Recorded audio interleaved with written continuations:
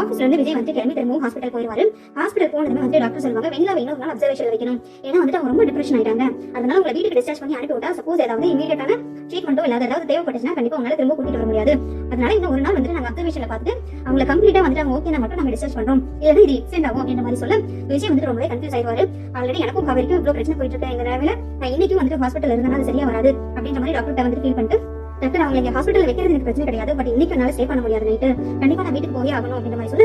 It's okay, ஒன்றும் பிரச்சனை கிடையாது. நேற்றுக்கு தான் வந்து அவங்க கொஞ்சம் ஸ்டேபிளா இல்லாததுனால உங்களை இருக்க சொன்னா, பட் இன்னைக்கு அட்டக்க தேவையில்லை, இருக்க சிஸ்டரே வந்து பாத்துக்காங்க, அதனால நீங்க தாராளமா கிளம்பலாம் அப்படின்ற மாதிரி சொல்லு. அவங்க ஹாஸ்பிட்டல் இருந்து வேகமா வீட்டுக்கு வந்து கிளம்பி போவார் விஜய். அந்த டைம்ல பாத்தீங்கன்னா கங்காவும் காவேரி ரொம்ப நேரம் வந்து பேசிட்டு இருப்பாங்க. கங்கா வந்துட்டு குமரனை பத்தி ஃபீல் பண்ணிட்டு இருக்கும்போது காவேரி உட்காந்து ரொம்ப நேரம் பேசிக்கிட்டு இருந்தனால அதுலயே டைம் போயிடும். அதுக்கப்புறம் பாத்தீங்கன்னா திரும்ப காவேரி அவங்க வீட்டுக்கு வருவாங்க. வீட்டுக்கு வந்ததுமே வந்து தாத்தா தான் உட்காந்துருப்பாங்க. என்ன தாத்தா அவர் வந்துட்டாரா இல்லையா அப்படின்ற மாதிரி கேட்க தாத்தாவும் ரொம்ப வந்துட்டு சேட் ஆயிடுவாரு. என்னமோ ஆச்சு, நீங்க ரெண்டு பேரும் வந்துட்டு மாத்தி பண்ணிட்டு இருக்கீங்க, இப்படியே ரெண்டு பேரும் என்ன கண்ணாமூச்சி விளையாண்டுருக்கீங்களா? நீ போனா அவன் போறது இல்ல, அவன் போனா நீ போறது இல்ல, நீ ஆபீஸ் போனா அவன் ஹாஸ்பிட்டல் போயிடுறான், இப்படியே வந்துட்டு 2 நாளா நடந்துட்டு இருக்கு. நீ என் பேர் இல்ல தப்பா நினைக்காத. விஜய் உனக்காக எவ்வளவு வெயிட் பண்ணிட்டு எவ்வளவு சங்கடப்பட்டான்னு எனக்கு தான் தெரியும். நீ போன் பண்ணாலும் உன் போன் ரீச் ஆக மாட்டேங்குதுன்னு சொன்னா அப்படின்ற மாதிரி சொல்லு. அப்படிலாம் இல்ல தாத்தா, நான் அவருக்கு கால் பண்ணிட்டு தான் இருந்தேன், பட் அவருக்கு தான் வந்து ரீச் ஆகவே இல்லை, அவருக்கு தான் எங்கேஜா இருந்துச்சு, திருப்பி அவர் தான் ஒரு கால் கூட பண்ணல. சரி பரவாயில்ல விடுங்க, அவர் வீட்டுக்கு வந்துட்டாரா அப்படின்னு மாதிரி கேட்க அவன் எப்பவும் வந்துட்டு அவன் வந்துட்டு உனக்காக தான் வெயிட் பண்ணிட்டு இருக்கான், மேல இருக்கான், போய் அவனை உடனே பாரு, அதுக்கப்புறம் கூட ஃப்ரெஷ் ஆயிக்கும் அப்படின்ற மாதிரி சொல்லு. இல்ல தாத்தா எனக்கு ரொம்ப வந்துட்டு ஒரு மாதிரி டிஸ்கம்ஃபர்ட்டா இருக்கு, நான் ஃப்ரெஷ் ஆயிட்டு அதுக்கப்புறமா போய் அவரை பாக்குறேன் அப்படின்ற மாதிரி சொல்லிட்டு உடனே வந்துட்டு காவேரி ஃப்ரெஷ் ஆயிட்டு மேல போவாங்க. மேல போனதுமே வந்துட்டு விஜய் வந்துட்டு காவேரி ஹக் பண்ணலாம் வரும்போது காவேரி ஒரு மாதிரி தள்ளி விட்ட மாதிரி வந்துட்டு சங்கடப்பட்டுவாங்க. விஜய்க்கு அது ஒரு மாதிரி ஹர்ட் ஆயிரும். என்ன நானு 2-3 நாள் காவேரி கிட்ட பேசவும் இல்ல, அவகிட்ட சரியா வந்து அவன் முகத்தை கூட பாக்கலன்னு சொல்லிட்டு ஒரு ஹக் பண்ணலாம் வந்தா இவளுக்கு தள்ளி விட்ட மாதிரி பண்றாளே, இவளுக்கு என்னதான் பிரச்சனை, நம்ம மேல அப்படி என்னதான் போகும், வெண்ணிலாக்கு ஹெல்ப் பண்றது தப்பா, இதை கூட இவ புரிஞ்சுக்க மாட்டேங்கிறான்னு ரொம்ப ஒரு மாதிரி சங்கடப்பட்ட மாதிரி பேசிடுவாரு.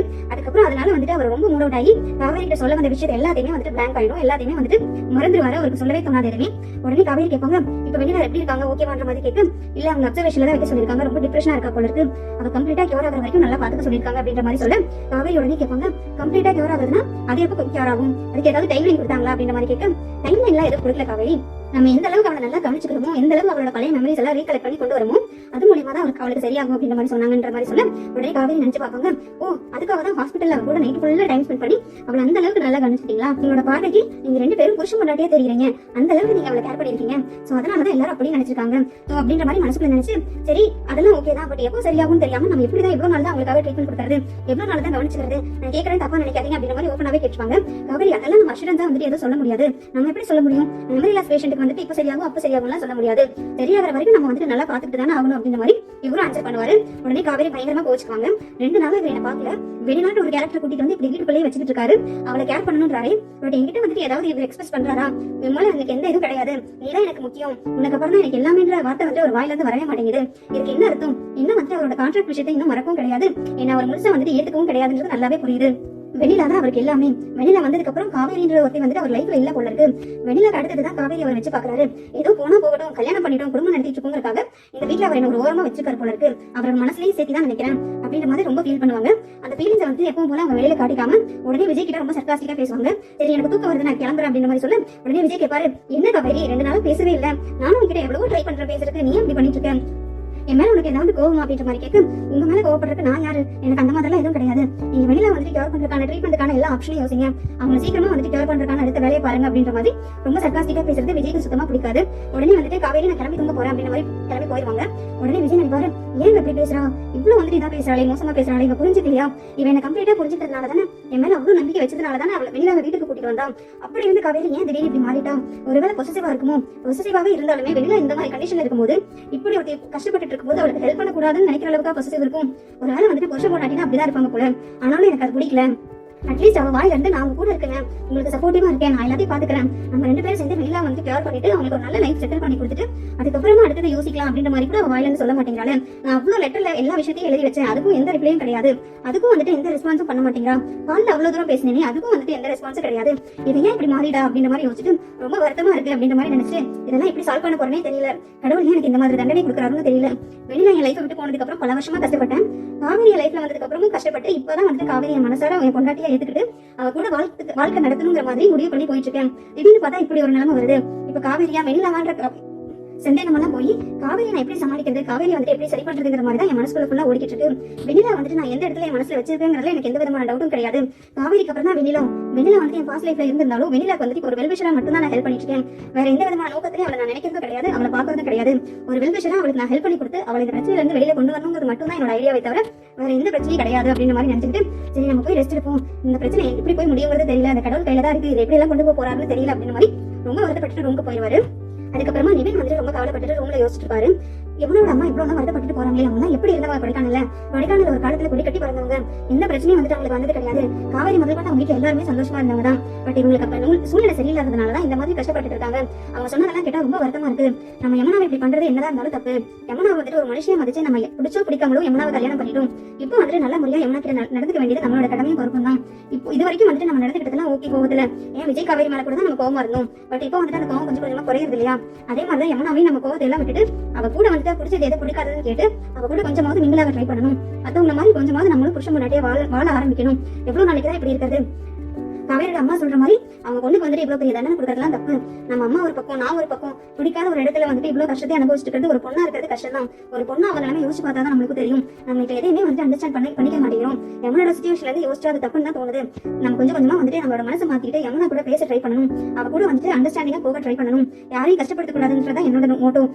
பட் யமுனா பண்ற சின்ன சின்ன விஷயம் கூட எனக்கு வெறுப்பதான் உண்டாக்குது. அவன் எதையுமே புரிஞ்சுக்காம, எதையுமே வந்துட்டு புரிஞ்சு நடந்துக்காம ஒவ்வொரு டைமும் வந்துட்டு இமேஜோட பிஹேவ் பண்றது எனக்கு அவன் மேல இருக்க வந்துட்டு வெறுப்பதான் உண்டாக்குதே தவிர அவன் மேல கொஞ்சம் கூட அக்கறைப்படுறது தோணவே மாட்டேங்குது. ஒரு அடுத்தவங்க நிலைமையில தான் அவளை வச்சு பார்க்க தோணுதே தவிர தான் ஒய்ஃபா வந்துட்டு அவளை நினைக்கவே முடியல. இதை எப்படிதான் அவகிட்ட பேசி சரி பண்றதுன்னு தெரியல. நம்மளே கொஞ்சம் கொஞ்சமா நம்மளை மாத்திக்க ட்ரை பண்ணணும் அப்படின்ற மாதிரி யமுனா கூட சேரணும் அப்படின்ற மாதிரி நினைச்சு ரொம்பவே ஃபீல் பண்ணிட்டு இருப்பாரு ஒரு பக்கம். அடுத்தது பாத்தீங்கன்னா காலையில எழுந்த உடனே காவேரி கங்கா வீட்டுக்கு போயிருவாங்க.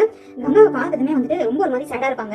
உடனே கங்கா கேட்பாங்க, என்னடி உங்க புருஷன் கிட்ட பேசினியா, உங்க வீட்டுக்காரர் என்னதான் சொல்றாரு, எந்த பிரச்சனையும் இல்ல, உனக்கு ஏத்த மாதிரி தானே பேசுறாரு, எது குழப்பிக்காத காவேரி, எல்லாம் நல்லபடியா தான் நடக்கும் அப்படின்ற மாதிரி சொல்ல உடனே காவேரியோட அம்மா சொல்லுவாங்க, அதெல்லாம் பேசியாச்சடி, விஜய் தம்பி மேல எந்த தப்பும் கிடையாது, அவர் அந்த பொண்ணுக்கு வந்துட்டு ட்ரீட்மெண்ட் மட்டும் தான் கொடுப்பாரு, காவேரி மேல உசிரியே வச்சிருக்காரு, ஒன்னும் பயப்பட தேவையில்ல, நீங்க ஏன் 2 பேரும் அதை பத்தியே பேசிட்டு இருக்கீங்க, அதை பத்தி எல்லாம் பேசுறதை விட்டு போட்டு உங்க ஜோலி போய் பாருங்க, சும்மா அதை பத்தியே பேசி நேரத்தை கழிச்சிட்டு இருக்காங்க அப்படின்ற மாதிரி அவங்க சொல்ல கரெக்டா வந்துட்டு குமரன் உள்ள வருவாரு.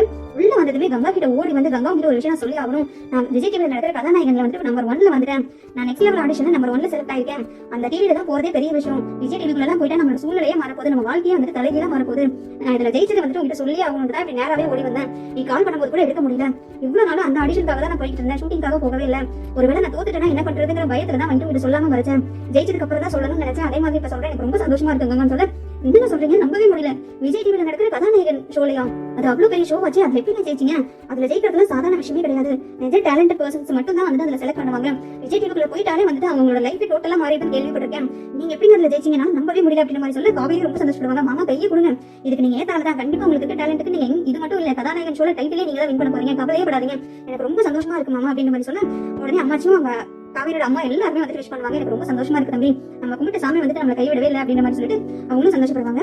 உடனே குமரன் சொல்வாரு, இதுக்கு எல்லாத்துக்குமே முக்கிய காரணம் விஜய் மட்டும் தான், அவராலதான் வந்துட்டு எனக்கு இது கிடைச்சிருக்கு, இந்த ஆடிஷன் நடக்குதுன்னு சொல்லி முதல்ல வந்துட்டு என்ன சேர்த்து விட்டது அவர் தான், எனக்காக வந்துட்டு ஒவ்வொரு ஆடிஷனுக்குமே வந்துட்டு ஆறுதலா பேசி என்ன ஊக்கு வச்சு அதுல கலந்துக்க சொன்னது அவர் தான், நீங்க ட்ரெஸ் எடுத்துட்டு வந்தீங்க அன்னைக்கு அவ்வளவு ட்ரெஸ் அதெல்லாம் வாங்கி கொடுத்து என்ன ஆளே வந்துட்டு டோட்டலா மாத்தி அந்த ஷோல வந்துட்டு இந்த அளவுக்கு ஜெயிக்கிறதுக்கு காரணமா இருந்தது விஜய் மட்டும் தான், இந்த ஹெல்ப் வந்துட்டு இந்த உதவி வந்துட்டு என் வாழ்நாள் முழுக்க நான் மறக்க மாட்டேன், அவருக்கு தான் நான் எப்பவுமே கடமைப்பட்டிருக்கேன் அப்படின்ற மாதிரி சொல்லி அதாவது ரொம்ப சந்தோஷமா இருக்கும். காவேரி அப்படின்னு சொல்லிட்டு காவேரி கட்டி பிடிப்பாங்க.